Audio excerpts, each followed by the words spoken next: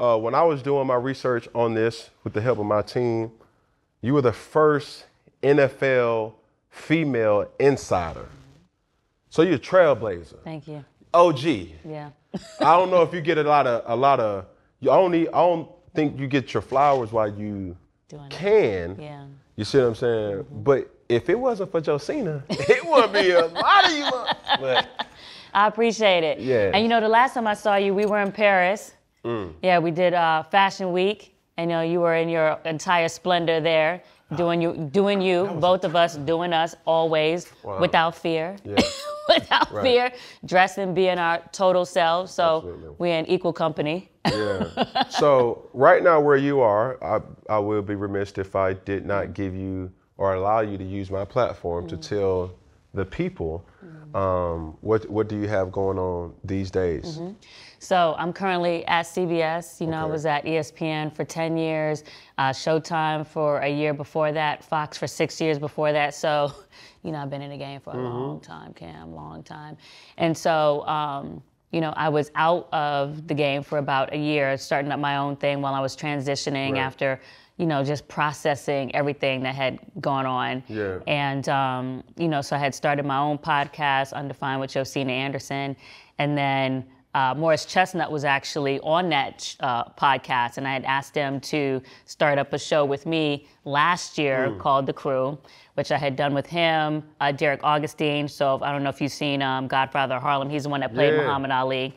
Yeah. And then we did it with Josh Norman and, of course, Brian Urlacher. And this year we're back trying to elevate and evolve things, shooting it in person in Brooklyn. It's me, Morris Chestnut, and Fred Smoots. I'm doing that with CBS, still traveling, doing the games. Right. And still keeping it funky, right? Yeah, I swear. Now listen, even, obviously you got a lot going on. You've been in this industry, and I teased you prior to us, cutting the red button on, and just saying like, you in my territory right now. You know what I'm saying? You playing in the away game, but in a field that's so familiar for you. Being a female reporter, on top of being a minority reporter, it has a lot of similarities to football players. And I want to ask you, because I feel like being a female reporter is a young woman's sport. Just like NFL is a young man's sport. Me sitting at my age, I don't consider myself young. I mean, I don't consider myself old, but at the end of the day, when you got 21s, 20-year-olds coming out faster than you are, can whatever to what somebody else may deem, how do you feel coming from the reporter side when you see the landscape of women killing it, but at the same time, here you are you have tenure, you have lineage in building something in that manner? Well, I mean, first of all, always respect everybody across the spectrum. But, even in being in this career, especially over my tenure currently and, my last employer, is always important for me, first and foremost, to let people see that I know what I'm talking about. Right. And when people ask me about my experience, coming into the locker room, dealing with athletes like yourself for 20 years, that was always my way to set my stage for how I was gonna be. If when you meet me and the first thing that you see is that I know what I'm talking about, everything is disarmed from there. So yes, just like you, I'm gonna come in fully in my splendor. Yeah.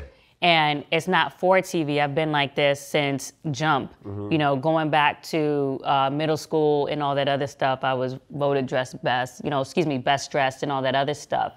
And I've been like this for a while. I've been into fashion. That's why me and you saw each other last in Paris, because I'm legitimately into that stuff. And yes, I want to be a journalist. Yes, I'm into building relationships, and yes, I'm into building contacts. But just like you, I have other things that I can do, and that's why I had named my show Undefined. And that was really important to me, coming out of ESPN.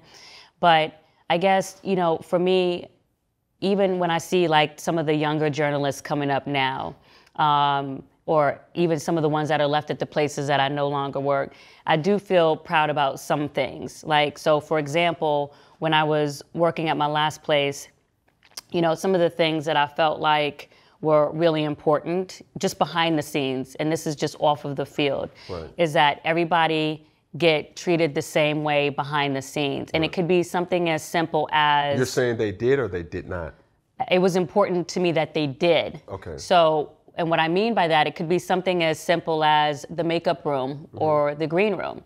So if some of my other, Caucasian American colleagues can come into the green room or the makeup room and they can start with their hair wet and get their hair done and be ready to go on, let's say, Sports Center or whatever else, and not have to pay for their hair before they come to get their hair done, I want to be able to have that same experience. Right. So like, for example, I shouldn't have to spend whatever amount of money to get my hair done in New York before I get my hair done before I come to work.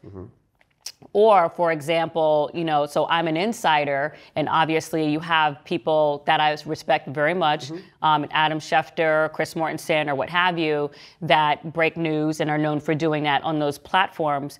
But for me, I'm probably the next one to do it with that same frequency, right? So I'm going to notice when there is not the same attribution, for example, on the bottom line.